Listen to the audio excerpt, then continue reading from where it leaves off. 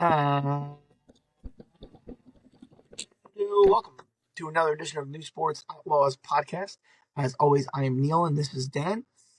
Dan, I'm a little distracted, but the fact that I can't watch the Knicks while I video the podcast because they're on Hulu helps me out here to be more focused on our podcast. We have NBA to talk about. We have Major League Baseball per usual. Got a couple of hits in the NFL over the last week. So let's get to it, Dan. How are you this week? Yeah, doing good. We got a little special edition with the podcast because we have a live Knicks Celtics game, as you kind of said on. I know you said you couldn't watch it, but luckily I could, so we can keep you updated on scores, or maybe not keep you updated in your case of the score. But again, I could have said that for the first game, and obviously it didn't turn out well for Boston in the end. But yeah, let's get started. What do you want to go first? What do you want to talk about? I think it's obvious that I'm gonna go with the NBA and specifically start with the Knicks. We'll touch on the other teams, but to talk about my New York Knicks, they're down 10 now. It feels like that exactly how it was in Game 1, where it was like Knicks down 6, fight back, down 9, fight back, and then it keeps sliding back and forth. Before you know it, it's 18, 20 points. So that's really when I at least mentally checked out. I'm like, listen, I'm not quitting on the game, but I need a 5 minute break. I'm like, I can't watch this. I shut it off. I knew for a fact I was coming back, and I came back right when they were just starting that first run where they took it from 20 down to like 14. Then Boston scored, and then the Knicks went on another run. But I got into it right at the end of that first run. They were down to like a 13 to 14 point lead. And then I think Boston scored, and then they started another run a minute or so later. This game looks a lot like that, where it's just sliding and sliding and sliding. Now we'll talk about the comeback a little bit. Um, but yeah, listen. I want to be optimistic. It was a great Go ahead. Be feeling. happy. This is your time to be happy. In case I am it really goes still south from here, you need to use this time, this podcast, this recording to maybe make sure of how happy you once were.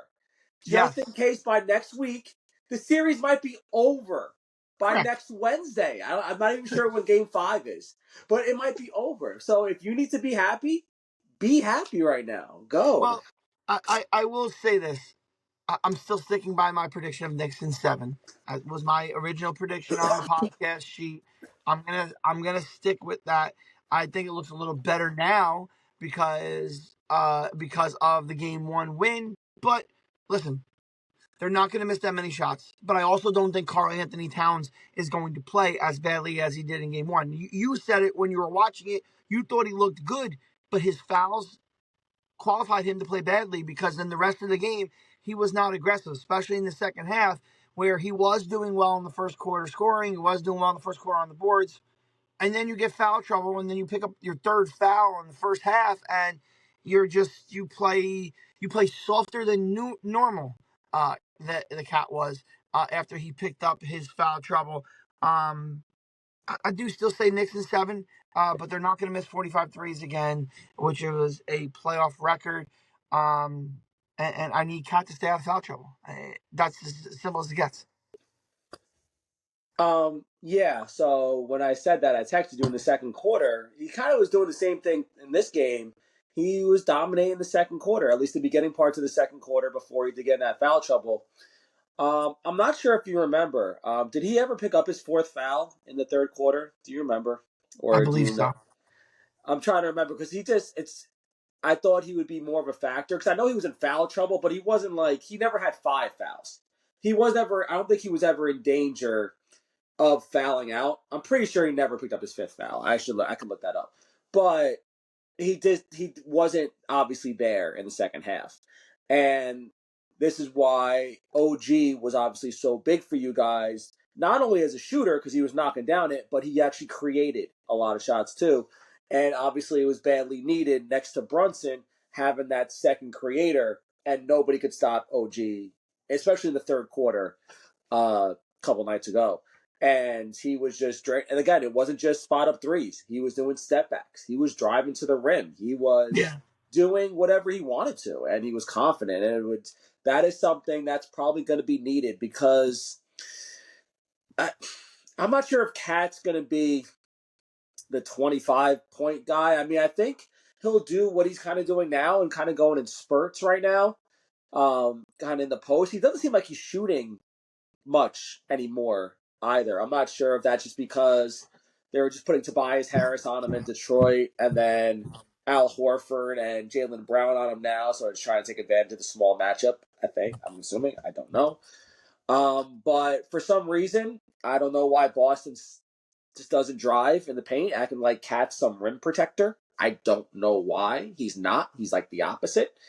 I get it when Mitch is in the game. I get that. He's a great rim protector. And I think they actually said on today's broadcast he was the highest plus minus on the team last game. Game one. I think he was a plus 13 in the game one, which was often. He was really good. Outside that free throw shooting, which is obviously a big thing, he was really, really, really good. Boston, like I said, they're not going to miss the threes. I think they do need to drive a little bit, acting like. I mean, I think they'll get it fixed up a little bit. A lot of things went Boston's way. New York's way in that second half, and they took advantage of it. And they did a good job.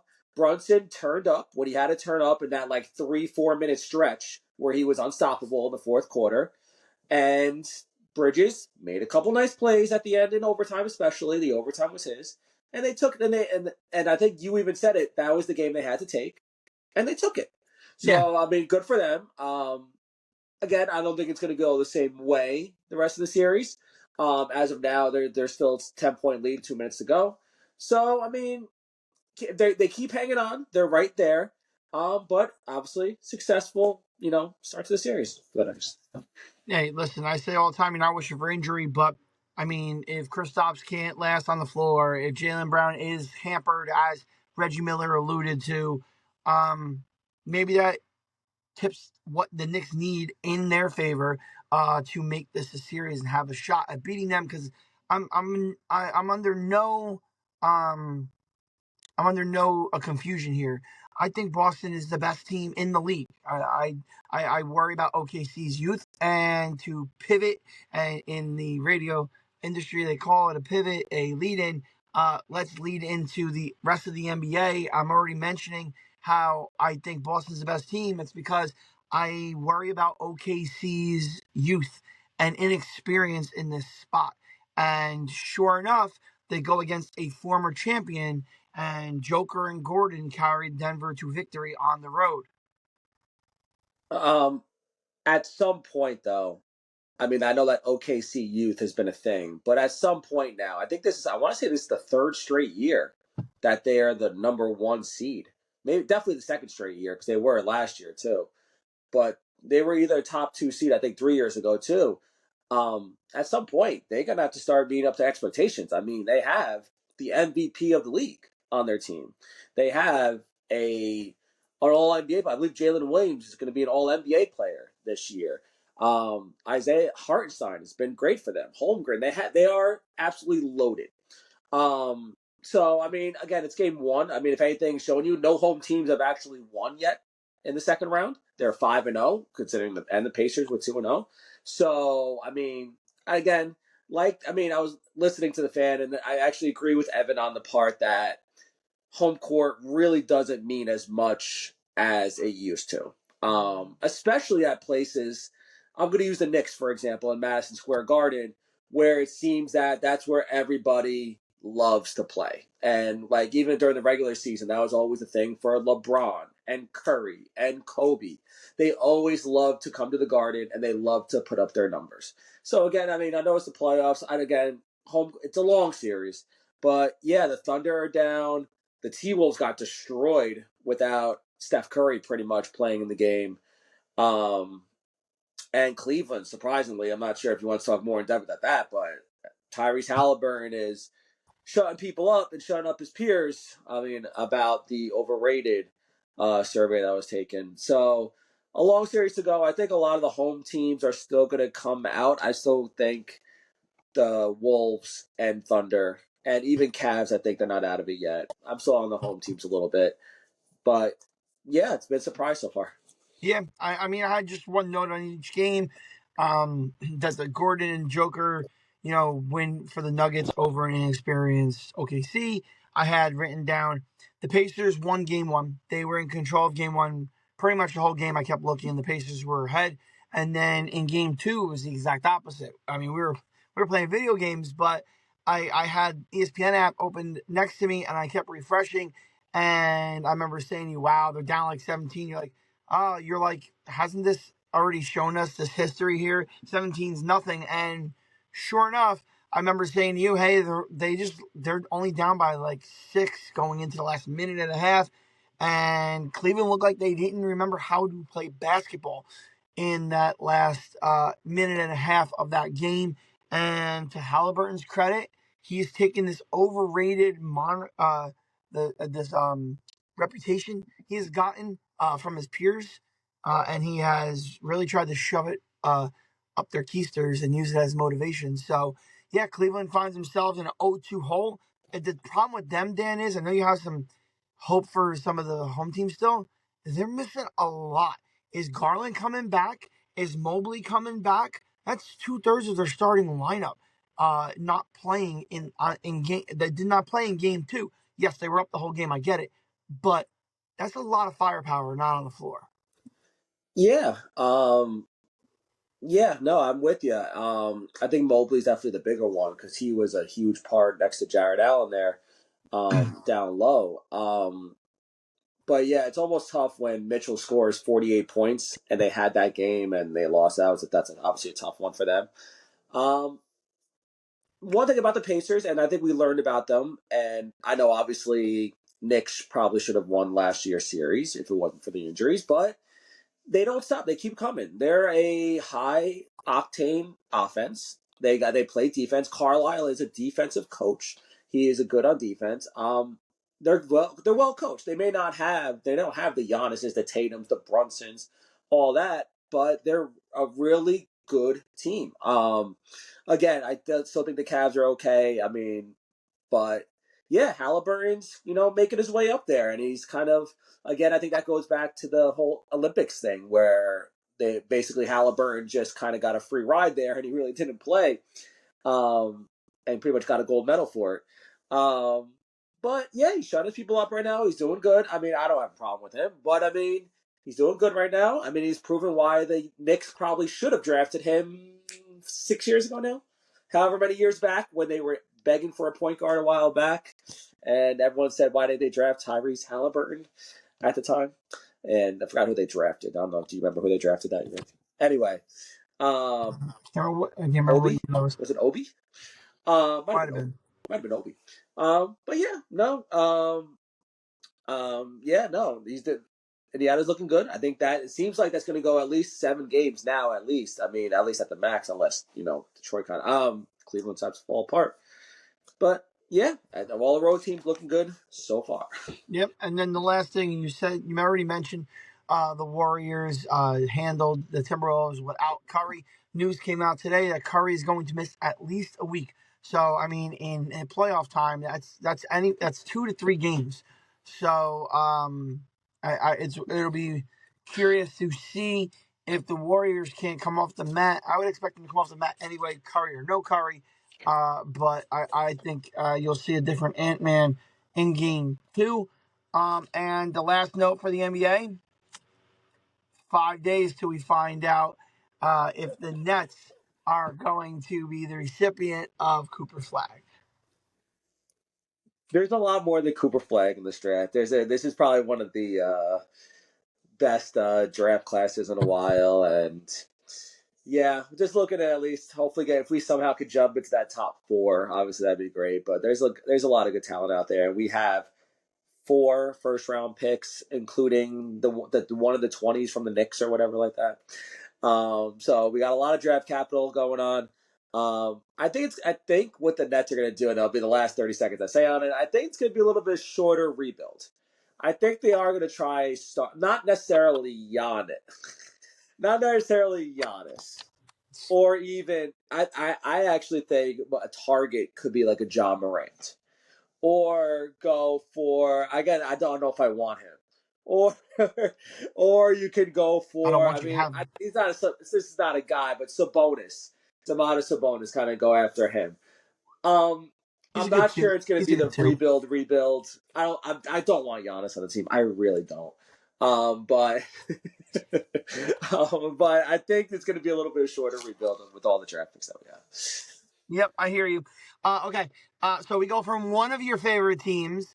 Let's go to one of your other favorite teams. That's usually your background. And my big NFL note for our show today is that news broke this morning that the Dallas Cowboys, how about them Cowboys, are making a trade for Pickens. George Pickens from the Steelers is headed to Dallas. I didn't get to see because I was busy testing all day.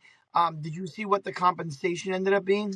Yeah, so it is a third round pick and some kind of a late round pick in a year or so, a Like a couple of years, swap? some sixth, seventh, or something like that. But yeah, Okay. third round pick. I think it works out well for kind of both teams because it seemed like that Tom Pickens was wearing out his welcome with Tomlin kind of towards the end of last year, especially when he seemed to kind of be a little bit of a malcontent and, kind of open his mouth like diva receivers tend to do. And obviously Tomlin's not about that. Um, so him and his big mouth are coming to where headlines are made in Dallas, along with another loudmouth. I mean, not his big mouth, but CD Lamb. So, I mean, eh, they definitely need another weapon. I don't say it's a great, for talent wise, it's a great pickup. We definitely need another weapon. I don't even know who our second receiver would be right now without George Pickens. I couldn't tell you. So definitely a good pickup for both. And Dallas fans just have to hope that Dak is healthy. Again, I'm not. I've kind of stopped. I've kind of jumped off the Dak train, but Dak is our best chance to win this year. So hopefully that Dak stays healthy, and then our offense could be pretty decent if that happens. Yeah. The security guard at my school is a big Dallas fan, but he is the furthest thing from a Dak fan. He is called for Dak to be, traded or let go or whatever for years now. But I think that you've gotten on board too. Is this is Dak's last chance? They're trying to get him another weapon, and we were actually me and the security guard were talking about the lack of weapons that Dallas has. Yeah, everyone kind of likes what you've done in the backfield, and you've got a new piece for the offensive line, maybe to take the place of Zach Martin. But there were no who's he gonna throw to? CD 25 times a game, maybe Ferguson 5 times a game. Like who's catching the ball for Dallas? So listen, he is a headache, and Pittsburgh usually doesn't pay their receivers outside trying to pay a little bit to Antonio Brown, and then once he went off the cuckoo end, he was gone too. So Plaxico, San Antonio, they let these wide receivers go. This is something they do. So they get a third round pick for it, and Pittsburgh's still set up to win. And the other note I had was no news on Aaron Rodgers officially, but everybody in the media. I was just listening to Evan and Tiki on the way home. It's almost like this is the worst kept secret ever. Like, there's nobody else out there unless you're starting Mason Rudolph and think that Will Howard, who was a sixth round pick, is going to be the starter of a team that should be competing for a playoff spot. It's got to be Aaron Rodgers, unless they're calling Atlanta to call and trade for Kirk Cousins. Who else do they got? They It's almost malpractice if they didn't know that, like you said before, Aaron Rodgers has like an agreement with them, like because they had plenty of opportunities, whether it wasn't Shador Sanders, they had plenty of opportunities to pick other quarterbacks. If they wanted to pick Jackson Dart early, they could have picked Jackson with that ninth pick or whatever oh no, 21st Yeah, pick that they 21st. had in the draft. They could have picked Jackson Dart. They could have picked the Jalen Milrow. They could have picked anybody. I mean, they ended up getting Will Howard in whatever, the fifth or sixth round. They could have, again, Shador Sanders obviously wasn't their cup of tea. So they have to know that there has to be a quarterback. You can't go into a season because Mike Tomlin might lose his job. I mean, and I know that's kind of like, oh my God thing, but like last few years, I know they went to the playoffs last year and they were actually really good until the very end when Russell Wilson kind of went down the drain. But I wouldn't be surprised if they have a down year if we're talking again, because we started talking about the end of last year about Mike Tomlin, maybe for the Jets if that wasn't if the Jets didn't hire that whole thing, and everyone on the fan was talking about, oh, Mike Tomlin, I would give up a first, second round pick for Mike Tomlin. They were all talking about that for a while. Yeah, I So remember. I wouldn't be surprised if that would be changed, but they have to know something that Aaron Rodgers has to be coming. There's no way. It's May. We're halfway through May, and they can't think that Mason Rudolph or Will Howard are going to be one of their starting quarterbacks. Yeah. So I think, again, we'll find out eventually. Maybe they're just waiting till training camp and he'll skip training camp and do ayahuasca, whatever the hell he's doing over there. But yeah, I think we'll see Aaron Rodgers in the black and gold. So, Yeah. Yeah, I hope so because in my dynasty league I have Aaron Rodgers. But just in case he doesn't, I have Mason Rudolph too. what? Real quick, speaking of fantasy, my fantasy research has already started, and You I got plenty of episodes. am excited. I've already got the bug. I can't wait. Um, I'll get a lot of more stuff out there this year because I do it every year, and this is the first year we have the podcast. So I'll probably post that stuff on our Yeah, IG. Maybe got all some summer. little, just a couple little things here and there because I don't want the rest of our league mates to be knowing who I'm going to draft. Well, yeah. Last but not least, is Major League Baseball. I left our New York Yankees for last this week. They're trying to win a series tonight. They've lost the last couple. Here's my notes on the Yankees: Rondon and Fried, awesome. The rest of the starting pitchers suck.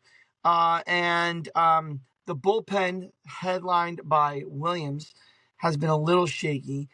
Weaver came in the other day to try to mop up Williams' mess, and he crapped the bed as well. So, before we talk about offense, what do you think?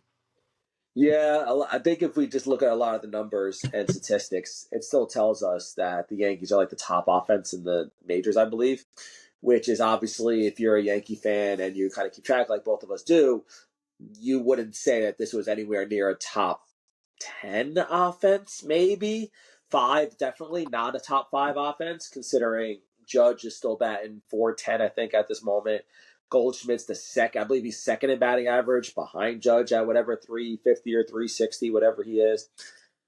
Ben Rice has had he's kind of dropped down a little bit, but Ben Rice has had a really good start to the year. Other than that, we're pretty much, there's nobody Bellinger's underachieved. Volpe's kind of around his 230, 240 self still. Everyone else named Oswaldo has been terrible. But this past game against San Diego was a tough one considering Rodon looked absolutely fantastic. Like, really good.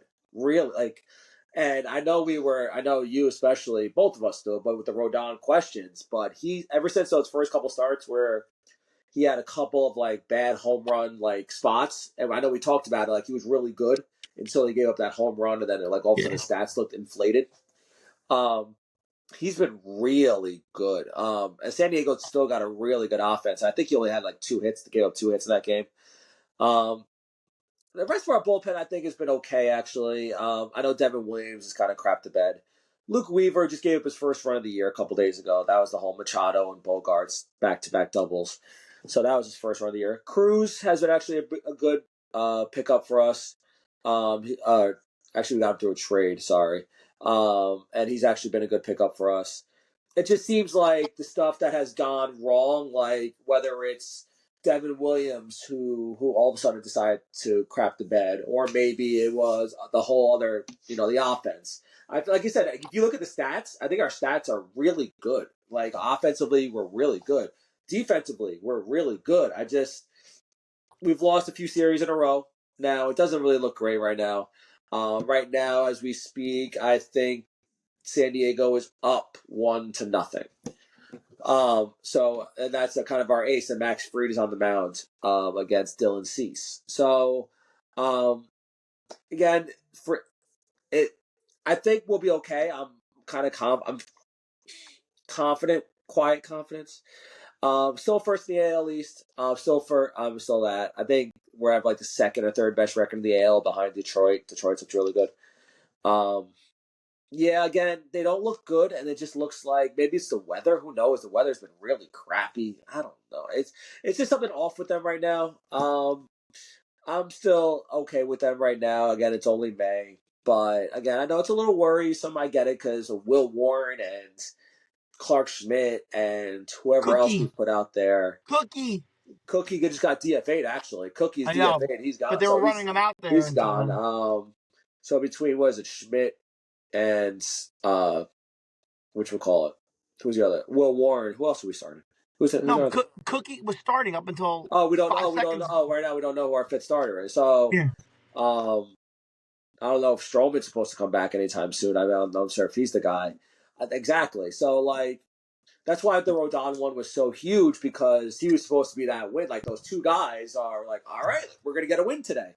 And then all of a sudden, when we have Cookie Carrasco or Will Warren or Clark Schmidt or Marcus Stroman, we're like, the offense better score 10 runs tonight. Offense better score 12 runs like they did last night. yeah. So it's kind of looking at that. It looks like clear and clear that we're going to eventually need a starter because it looks like Will Warren's just not there yet. Not that guy. So we'll see as we go on. Yep. Judge is hitting over 500. I had told you I didn't have any stats. That's the only one I really wrote. He's hitting over 500 runners in score position. And then if it's not Judge, it's Goldie or Rice to a lesser extent. Wells hasn't been terrible. I'll take Austin Wells. But besides for that, Bellinger, I need more than 200 and 4 homers from Bellinger. I'm sorry. I was excited about that pickup, especially with his swing in Yankee Stadium, and it really has not translated to more home runs. So we'll see what happens there. You're definitely right. We will be in the starting pitching market at the deadline, but they were just talking about the deadline today. I was listening to ESPN radio on the way to work today. It's not going to be a pretty deadline. Already it looks like it's going to be tough. American League stinks, and a lot of teams are going to have an opportunity to say, "Hey, we're only a couple games out. Should we really sell?" And then in the National League, there's a couple of those teams that are awful. Of course, I guess the whole Major League Baseball, but like Rockies, what do the Rockies have that can send you over? You know what I mean? Or any of those other teams that are bottom dwellers. There's not Ryan much, McMahon still on the. and even if they have something they're willing to trade you, it might be just as good or worse than what you already have. I mean, like we want to change, especially at third base. Oh, a change. Well, unless Nolan Arenado is coming, which everyone was, either here or there for in the off season, where is the upgrade? As bad as the Yankees third base is, I don't know Colorado's third baseman's any better, but the Yankees may have an answer coming your way, Daniel, and by the name of the Machine, or that's what he used to be called. DJ LeMahieu is tearing up the minors in his rehab start. I think I mentioned that last week. It just looks like this is going to be, at least, if not their answer, at least the next trial will be DJ LeMahieu at third base. Yeah, I wouldn't be surprised if they put him at second base. I mean, considering Jazz is, but yeah.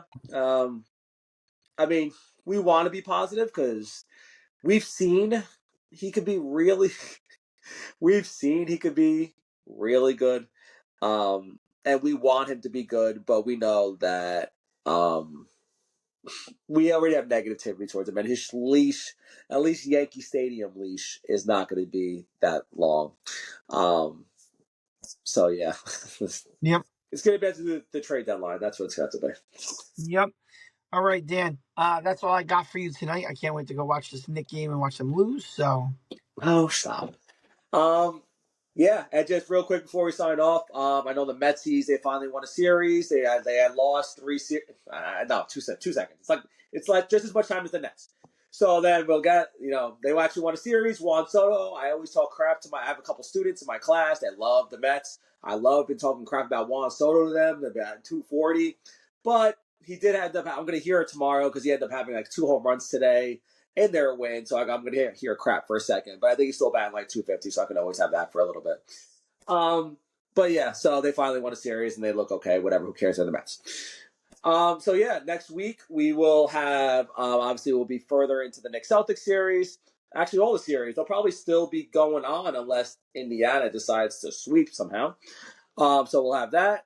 We do have, as you said, the NBA lottery. We are going to spend the whole time on May the 12th talking about the lottery, or maybe 2 minutes. So maybe we'll do that. All right. Maybe we'll do some off the air stuff. All right. Anyway, I'm sure it won't make the Instagram. I'm sure. Maybe we got to talk about it for an hour. So we'll talk about that for a second, unless the Nets don't get the top 4 pick. Yeah, and we'll have a lot more to talk about with Yankees Mets next weekend. So we'll have that to talk about, a little preview of the Subway Series, not this weekend, but next weekend. Yep. So that'd be good to talk about.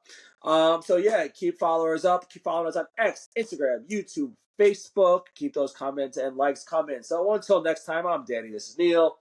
Signing off.